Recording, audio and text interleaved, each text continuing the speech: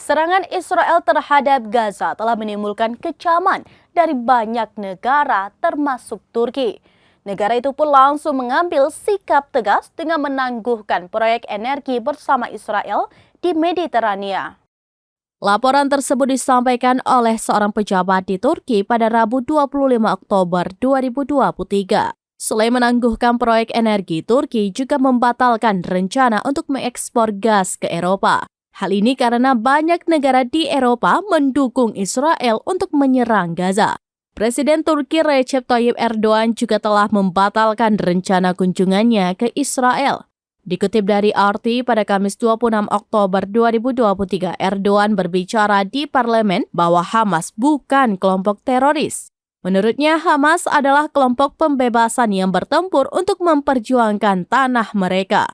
Erdogan juga mengecam serangan balasan Israel yang telah menewaskan ribuan anak-anak tidak berdosa.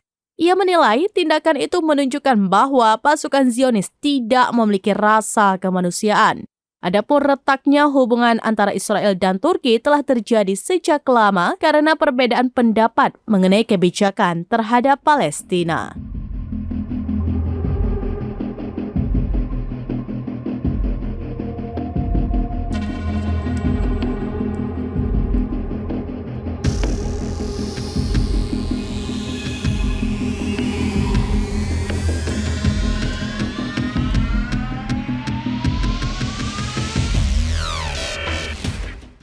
Demikian informasi terkini Syederalun, saksikan terus beragam informasi lainnya.